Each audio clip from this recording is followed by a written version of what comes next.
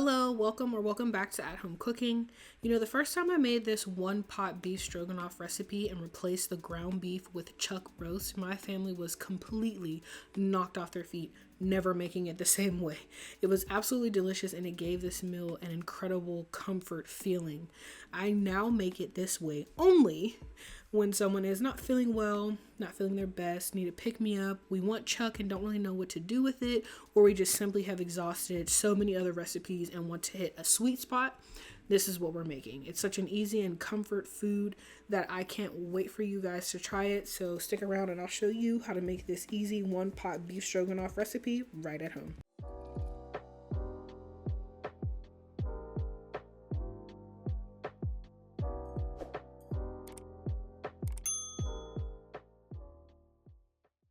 Introducing the star of the show, this beautiful chuck roast. Hi everyone, I am so excited to share this recipe with you.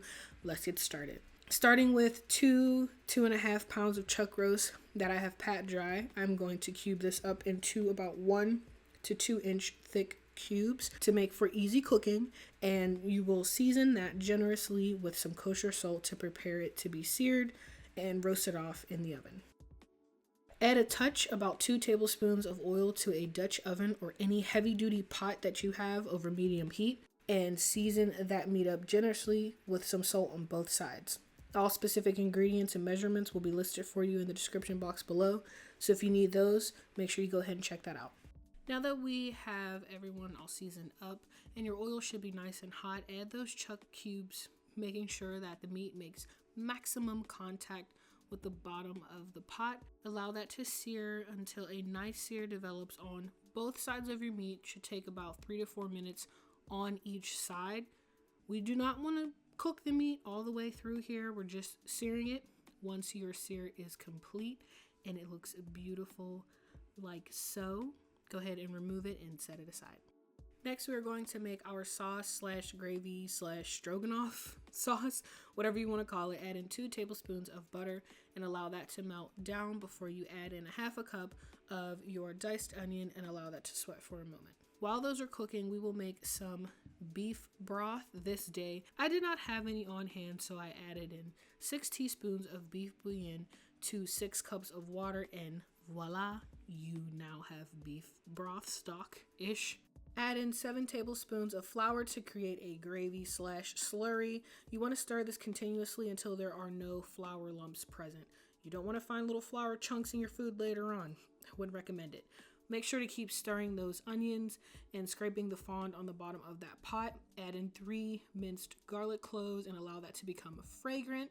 Add in 2 teaspoons each of paprika and thyme and season with salt and pepper to taste. Follow that up with a nice stir. And then add that homemade broth slash slurry using a spoon to avoid horrific backsplash into your pot. If you're enjoying this video, please consider subscribing to the channel and hitting the like button. This really does help the channel grow, and we do truly appreciate your support to our little channel over here on YouTube. After you've gotten all your stock into the pot, you'll want to add your meat back into the pot as well gently, and then you will follow up by adding in 2 tablespoons of Worcestershire. I'm going to learn how to say this word. Worcestershire sauce to the pot. Make everyone merry by stirring and place the lid on and make your way over to your preheated oven at 200 degrees. Let that cook slow and low for 5.5 hours. At 3 hours, check your meat and turn up the heat to 300 degrees and let cook for the remainder time. Once those 5 hours have expired, it is time to make our pasta. Use whatever noodle you fancy and follow the directions on the box. My family enjoys this meal with either rigatoni pasta or bow tie pasta. Tonight, we're making rigatoni. Remove your pot from the oven and look at that beautiful work of art. Kind of like zoom in on it. It looks a tad bit on the juicy side, but it won't stay like that. Remove all of your meat from the pot, making sure to clear that thing out. No meat left behind, okay? If you gotta swirl your tongs through there to get it all out, do what you gotta do because we are shredding this up. So make sure you clear everybody out. Add in 1 cup of sour cream and stir that up. Eventually, I did go in with a whisk to help encourage that sour cream melt a little bit. And you also notice that we did not use mushrooms. Add in 1 cup of Parmesan cheese, place the lid back on, and let the residual heat melt that cheese. Now it is time to shred our chuck. This should take anywhere from 5-ish minutes. It shouldn't take long at all, but you want to go ahead and shred up your chuck until it is nice and shreddy and beautiful like this. Then we'll make our way back to our pot, and we will go ahead and add this meat to the pot, stirring the pot first. Again, it is off.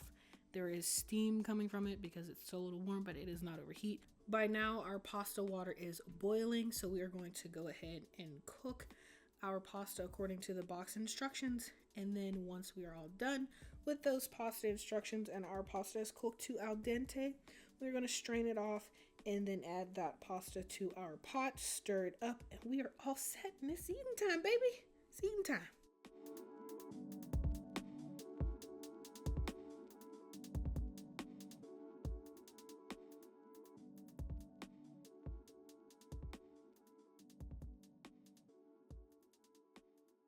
Look, we really don't have any time to waste, so let's just go ahead and pray. Dear Heavenly Father, thank you for this food that you've allowed me to prepare and eat. I ask that it be nourishing continually and keep us strong. Lord, I thank you for your continued grace and mercy. I also pray over those, Lord, who don't know you, who have not come to the knowledge of the truth that Jesus Christ died on the cross for their sins, that they might be saved. I just wanted to bless you and thank you again this day. In Jesus' name I pray. Amen. First bite, friends, and let me tell you something. I prefer chuck roast over ground beef any day, any time. It is incredibly dangerously delicious. This meal is so heartwarming for me and brings such a huge smile to my face and my family's face. But you cannot forget, okay? Don't forget the crystals. I mean, use what you have for a little spice, but this is it right here if you got it. If you enjoyed this video, subscribe if you have not. If you like this video and want to help this channel grow, all you need to do is click the like button below. Thank you so much for watching. Join us again for more fun and easy recipes. Until next time.